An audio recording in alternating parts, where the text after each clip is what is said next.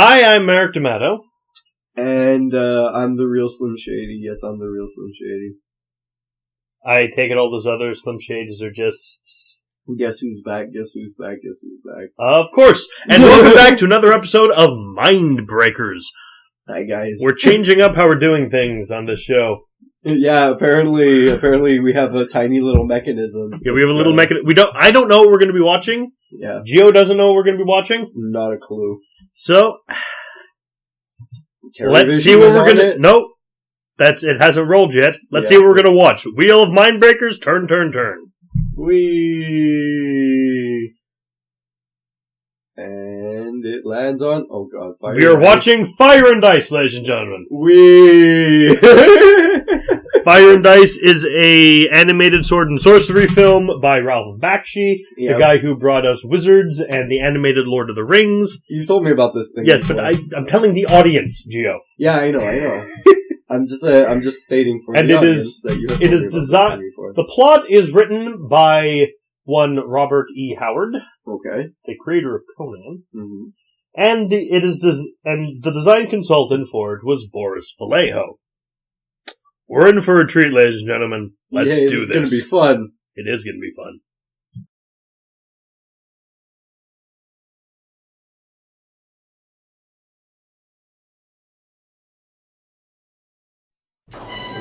In an age of myth and legend, the world trembles before the power of Necron, master of evil, ruler of ice. Against him stand Tigra, princess of Firekeep, and captive of the ice demons, Larn, last of a mighty warrior tribe, and her only hope of escape. And Dark Wolf, mysterious avenger, and sworn enemy of the Ice Tyrant. Their courage will be tested. The challenge must be met. The final battle between the armies of the cold and the keepers of the flame is about to begin. Fire and Ice. From the visual imagination of Ralph Bakshi and the dazzling artistry of Frank Frazetta, a fantasy adventure from 20th Century Fox.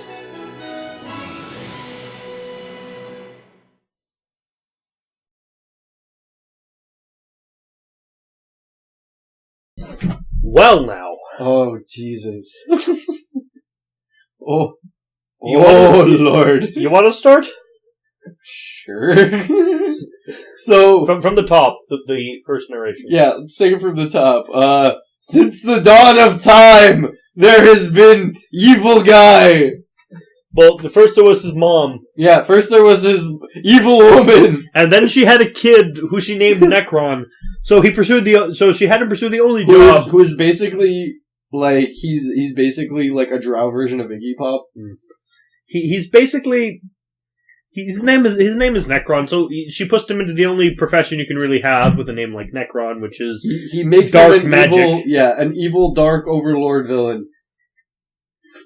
And then it's the king, and this is a war between Ice Peak and Fire Keep. This is a better story than Song of Ice and Fire. This is true. At least it's finished. At least it's done. God damn it.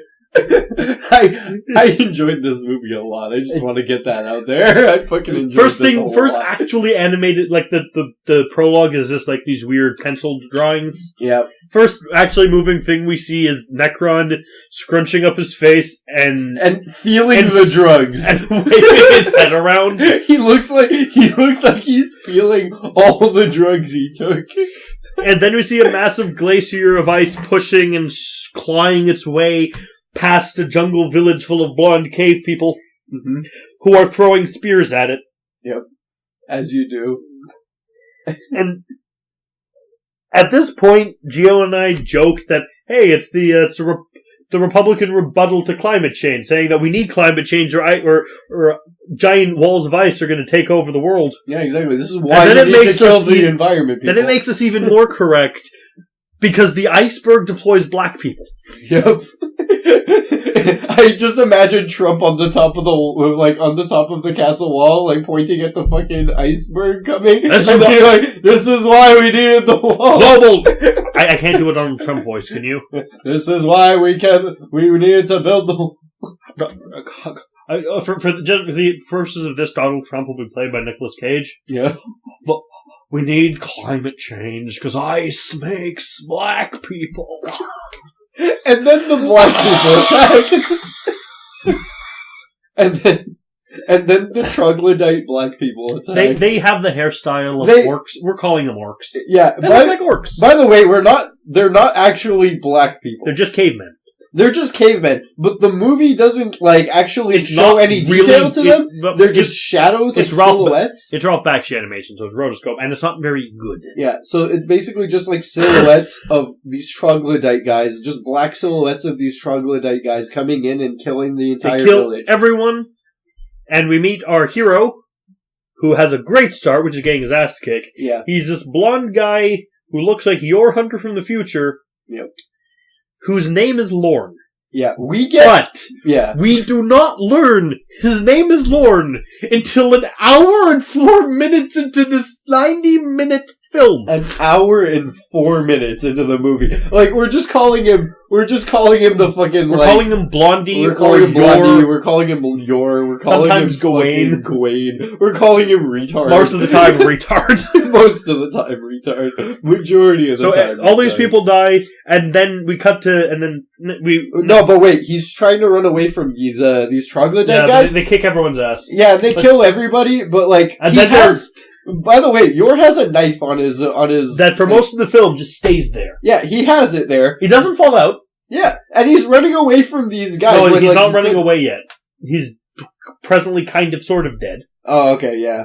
And then we cut to the ice castle and the Necron, who, by the way, this is a Ralph Bakshi film, so nobody wears pants. No one. No one wears pants. They wear, loincloths, fur loincloths.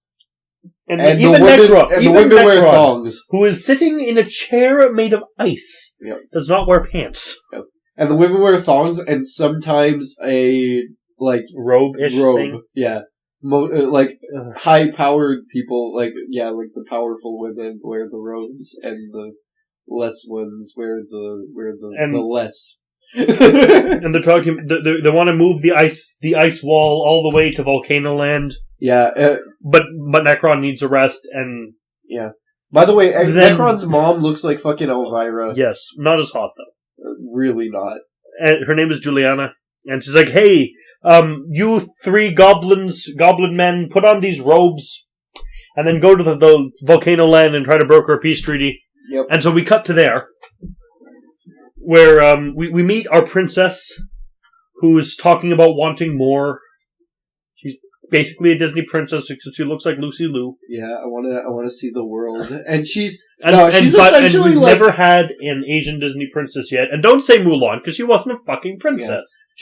She's like a cross between this character is basically a cross between she's a cross between Princess Leia and who's Aladdin? Oh, Jasmine. Jasmine, there we go. She has all of their weaknesses, none of their strengths. Yeah. And she owns a pet panther who is just knifed immediately. 2 seconds in. It's shown she has a panther and then it dies. But first, we cut away from her and her Egyptian person reading about everything in the world being caused by fire and ice fighting each other. Yeah, her token black friend. And then we cut to King Walter White. Yeah. Because he looks like Walter White, but with a white beard. He really does. He's the Grand Wizard Walter White. And they're met by the guys with the cloaks. Who apparently this gives them the ability to talk intelligently. Yep. But they look like the Nazgul. And it's not the fire people don't want to give in to their demands. Never. So we cut to some other troglodyte people climbing up the wall, to the princess's room. And there are no guards. No guards that whatsoever. see anything. And they kill... They throw a throwing knife through the panther's face. Yeah, the panther shows up, like, the panther comes up, and it's like, growls, and then it's like, oh, wait, what is it, panther? And then knife. And then the black friend is killed, like her neck is snapped. Well, like, no, she just, like, straight up just gets bitch slapped. Oh yeah, it doesn't actually show her dying. She gets smacked so hard her neck breaks. I assume. Because all of these guys are the Punisher. Yep. And then they kidnap the princess and carry her down the wall, and she's screaming, and they can hear that from the throne room, so they kill the messengers. All of this in slow motion, by the way. Because he's not good at... Ralph Bakshi's not really good at making things move. Yeah. And then they're running away through the world of Pandora, and nothing much interesting happens with her escape attempts. Well, like, a couple of things. Like, she ends up, like, trying to... She does the sexy lady trick. Yeah, she does, like, the sexy lady trick in the water when, like, just fucking titillating them. And then she hides in the log. Yeah, well, like, and goes underwater, swims away, like, she goes under, and then comes back up, titillates them, goes under, comes back up, titillates them, and then goes back under and swims away. And then hides in a log. But then we cut to back where our supposed hero Lorne is. Yeah. Then he wakes up, and we can never escape this in movies. He's kills a guard with a fucking tree. No, not yet. He hasn't come back from the dead yet. You sure? Oh yeah. Well, we jumped ahead. Okay. A bit.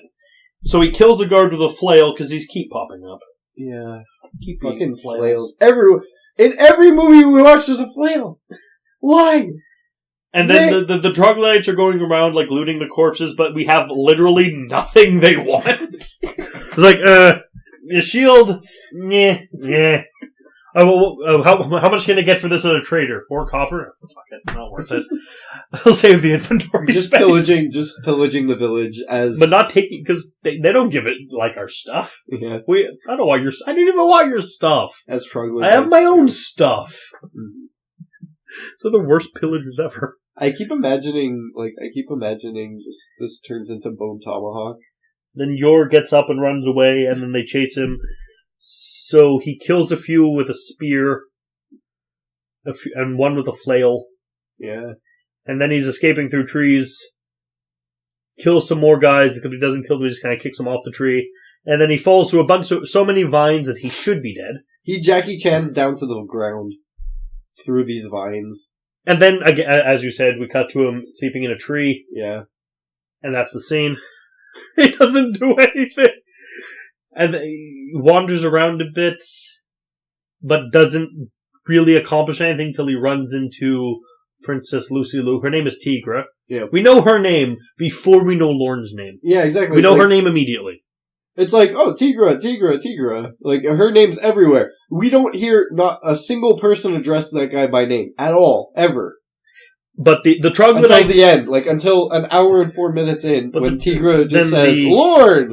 Like, she knows. The troglodytes are,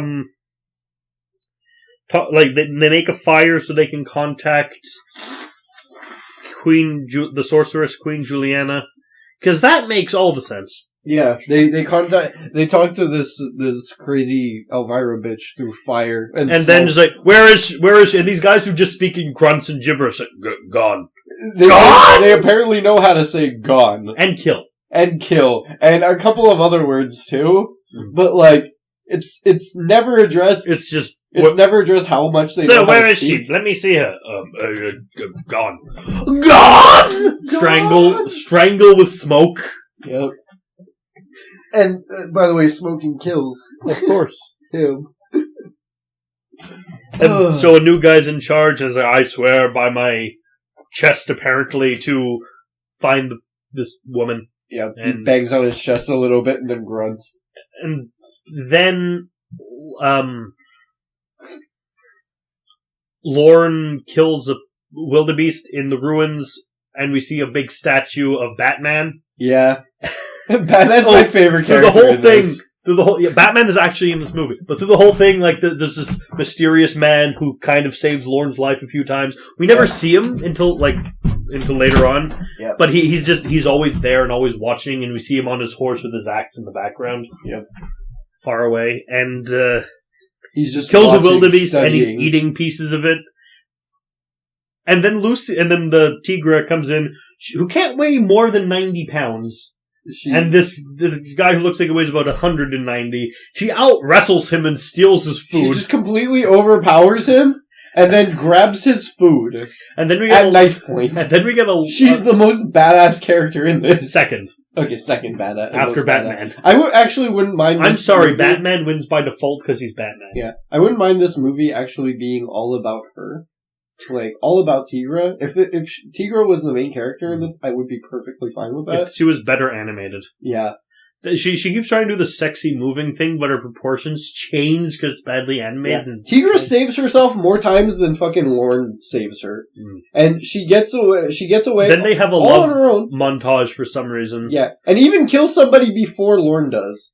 Then she gets captured again when Lorne's fighting a giant squid monster. Yeah. And while she's captured, that's later. But then we meet up with Lorne meets up with the best character because he's being chased by some wolves and he pole vaults over them instead of fighting them. Yeah, which is pretty actually. And then they get badass. shot, and then he wakes up tied to a bed. Mm-hmm. And then we meet the best character ever, Batman the Barbarian. Yeah.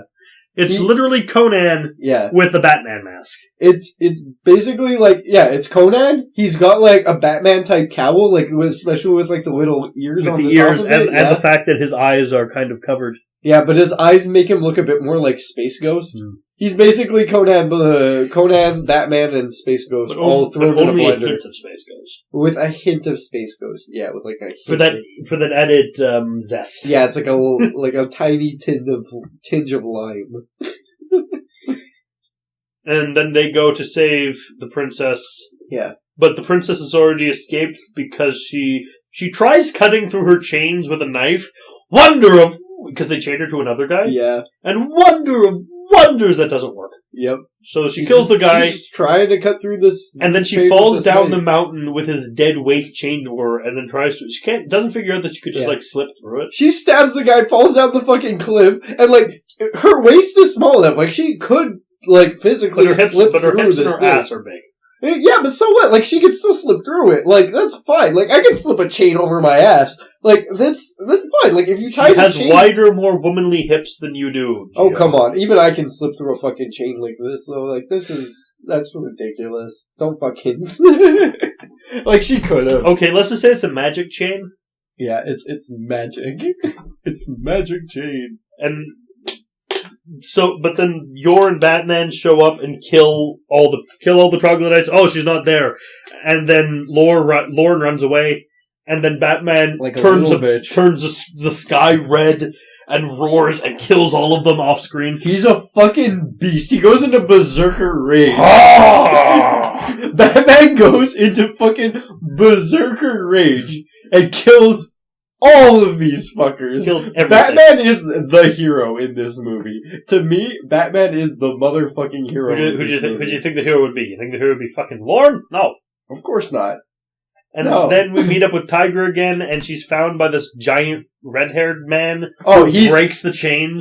She gets saved by Hugo. Hugo from what? Hugo from Street Fighter. Okay. And then takes her back to... his mother, who is a red-headed chick. And might as well just be his poison. Gio got really excited. Yeah.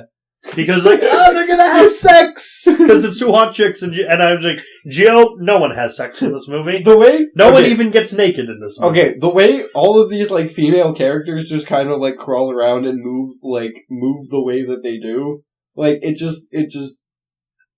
just oozes, just sexual tension. Just in every second, I'm assuming all of them are just gonna have sex. In these movies lately that you've been showing me. Even the Gumby movie? Okay, the Gumby movie was a complete other thing. The fucking motions in that looked like the movie was on a fucking drug trip. The movie was on fucking drugs. The movie was on drugs.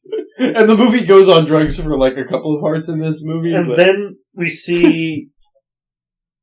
the witch she's a witch, obviously, and lined around the walls of it is just, it's like you just raided a Halloween store. Yeah. Because there were a bunch of masks, those bloody sickles and machetes and knives. Yeah, there's like swords and shit There's all a over the fucking bat. He mentioned, as soon as Merrick just says, at one point, I wasn't looking up at the movie for a second, but I was just like, he just mentions, at one point he just says the words, "There's a bat stuck to her wall," and I fucking cried. It broke him. Seriously. I don't know, like, it just caught me completely off guard. Just the way you said it. You're like, "There's a bat on her wall! There's a bat stuck to my wall! There's a bat stuck to my wall!" I fucking cried.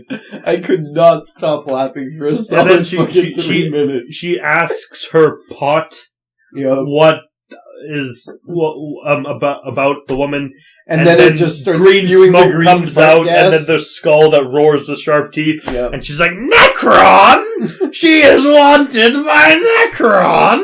The bitch!" And apparently it's her fault, Yeah. I guess. So she sends her giant ape son out, like, "Hey, troglodyte guys, I'd like to make a deal with you for the princess." And like, "Oh, here's our response to the deal. Stab." Yep. And then he falls down with the spear in his back. The troglodytes. Hugo dies immediately. Then they stab the witch, and then they kidnap Lucy. By the way, she starts fucking screaming, and then takes like 2 steps towards this troglodyte to get fucker, stabbed, and then just gets stabbed. So they take the like she takes no. So the troglodytes kidnap Tigra for the 3rd time. Yeah. And then burn the hut down. Yeah. And then Lauren finds the burnt down hut.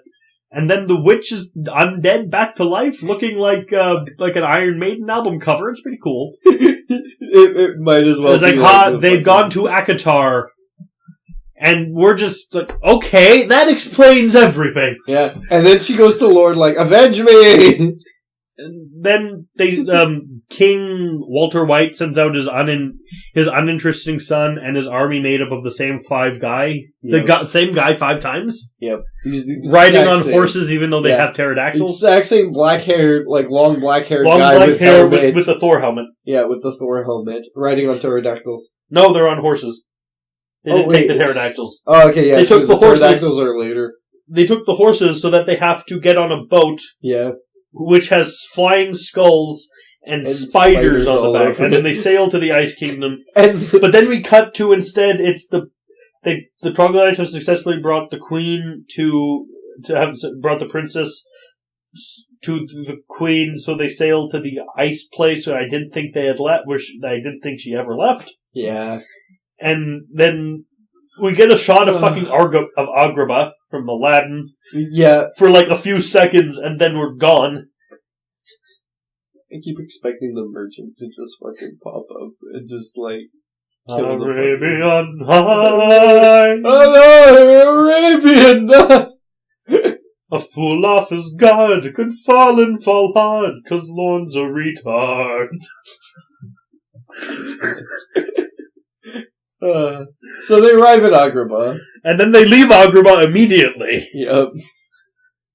And then the guys go, the 5 guys go to, and then, they go to Necron. Queen, first the queen brings the princess to see Necron, and it's like, it's like, "Here, you marry son, marry this woman and make kids." And he's like, "Ah! Yeah, here, I brought you this girl." And he's like, "Oh my God, Mom, I'm gay." To me though, I assume that fucking this is Iggy Pop there. If there's anything that I've learned from the Tank Girl movie, it's that Iggy Pop is a pedophile. And to me, like, in my head, it's just like, I just imagine Iggy Pop just going, she's a bit old for my taste. And tells her basically, fuck off, she's a slut, throw her in the fucking... And then she gets this big speech about, hey, we can make peace between our nations if we're just friends. And then Necron's like, for most of it, because they forgot to animate, he's just looking at her completely baffled. And then he just starts laughing. And there are 2 jokes to go from this. Either the friend zone one, but I think the idea of the friend zone is stupid. Yeah. Or the likely one, so Necron defeats the power of friendship. He is immune to friendship. Necron is immune to friendship. And it's like, throw her in the ice pits! No, throw her in the spiky ice pits. But be sure to throw her in the place without spikes. Yeah, make sure to throw her in the one little place in the spike pit with no spikes in it, because all the spikes are full. And then her brother and his 5 of the same guy arrive. Yep. It's like, hey, release we'll ally with you and we'll make the treaties if you give us our daughter. If you give us my sister back. And he's like, no. And then, I'll use my magic to make you kill each other. Yep. And then mind tricks all of them. And then throws them all in the ice pit. Too. Toss all their bodies in the pit. Just why not? And also in the pit, in the place with no. And then Yor comes in. And then he tries to shoot Necron and misses, and Necron's just like, Yor is the fucking worst in this movie. Necron looks at him and is like, you fascinate. You have one shot at a powerful wizard with an arrow. There's one thing I have to say. This is made in the 80s. Yeah. It's animated. Tim Curry clearly was willing at the time to do anything. Why was Necron not voiced by Tim Curry? It would have been perfect. Just, you fascinate. Yeah. So they have a sword fight, and Necron takes off his shirt to sword fight. Yeah, because he needs to be in his loincloth. And then he slashes Lorne across. It's a boring fight. Yeah, he basically, because it's all slow mo. Yeah, it culminates to the entire fight is Yor makes a swing at him, and if he were going to hit. Necron just stops it. With magic. Just with magic. He just stops it. He's just like, nope, that's not gonna happen. And then that's not gonna happen. And then he locks Lorne in a cell. Yep. And then Lucy Liu frees him from the cell. Yeah, but, in that fight though. Yeah. In that Necron-Yorn fight, Lorne fight, whatever. I'm getting Yor and Lorne. His name is Yorn. From now on, his name is Yorn. So, Yorn goes for a swing, and he's trying to come down, and Necron probably could have stopped him right then and there, but instead of that, Yorn just does this underhanded swing to his chest and cuts him. It's how did Necron just let that happen? Also, their swords start as daggers, short swords, and then they're broadswords randomly, and then they're short swords again. They just get longer and shorter. They just extend and contract. I think it's just bad at him. It's just bad consistency. No, I think it's an innuendo for them fighting with their dicks. Great continuity. I think it's a homosexual. He's locked in the cell and he gets saved by Tigra because she's the real hero here. Yeah. And then the real heroes here, Tigra and Batman. And that one panther that probably would have saved the girl if had not he got thrown. And then Batman shows up and then rescues both of them and brings them back to the Castle of Fire. Yep. And then he's talking to King Walter White. He's like, hey, we need the Dragonhawks. It's like, but the Dragonhawks are too few. We only need a few to get in. I don't give a fuck. Send them there. And then Walter White. And he talks about. We must release. But if you don't get her out in such and such a time, I must release the lava. This is my favorite. Walter White just wants to release this lava so bad. It's just kept up in his balls. He just needs to release this lava. So they take the Dragonhawks and they fly in. And then the goblin men are, hopelessly unable to defend against them, except for that one guy. Oh, no, but they start throwing rocks, though. Yes. They start throwing rocks before they even start But that does nothing, but the arrows do. Oh, yeah, the arrows. Because with the arrows, they kill, that same guy with the golden winged helmet and the black hair so many times. They kill him over and over and over again. Yeah. In my head, I just imagine these troglodytes just screaming at each other, whatever you kill, you get to eat! Yay! So they kill those. Yep. And then... They killed a lot of pterodactyls. Lorne doesn't do anything, really.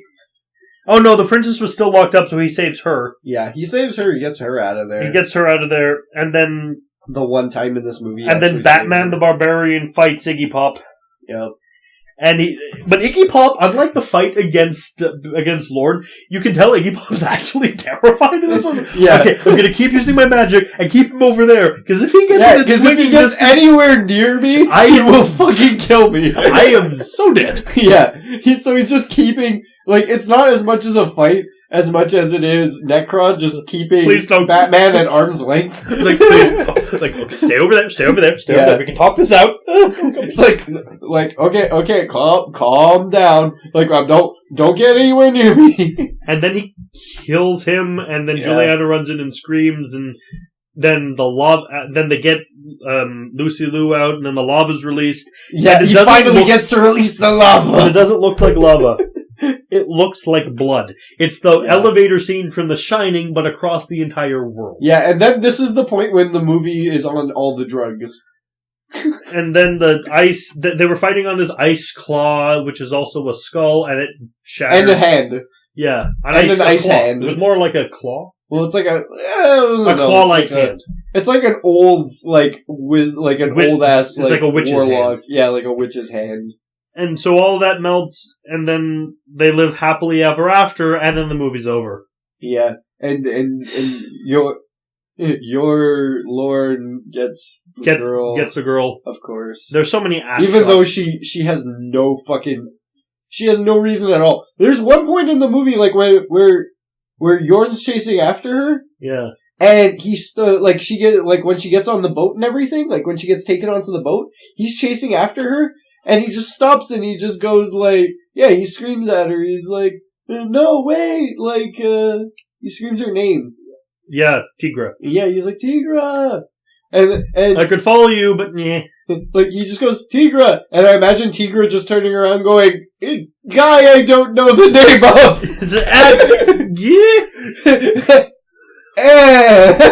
So, and then that's the movie and it's over. Yeah. Very little happened. Yeah, there was no reason for them to get together. All I have to say... No reason at all. We have finally found a protagonist more useless than Gawain. Yep. Well, no, they're like on the same kind of level, I think.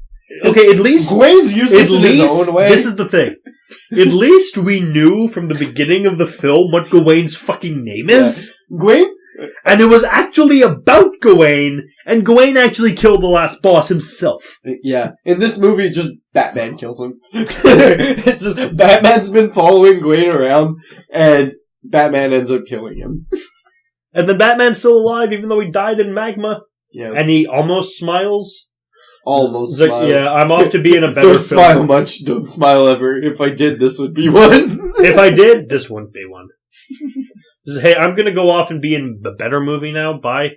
Maybe I can get my own animated series. That'll be completely awesome and the best thing ever. Yep. And that's Fire and Ice by Ralph Bakshi. Yeah. I kind of wanted it to end on like a better note, and I kind of want to see Batman in more movies.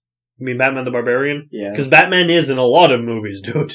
No, but like I want to see this character of Batman the Dark Wolf. His name is Dark Wolf. Dark Wolf. His name was. That's a sick fucking name. It is a sick fucking name. This is sick. Explain why there's a monolith to him. The monolith? Yeah, because there's a statue of his head. Oh yeah, it's the Temple of Batman. Yeah, the Temple of Batman. Explain why there's the Temple of Batman. Oh, and by the way, this is set after the Second Ice Age. Yeah. There's a temple of Batman. I call it the Batcave. And what do you give this movie?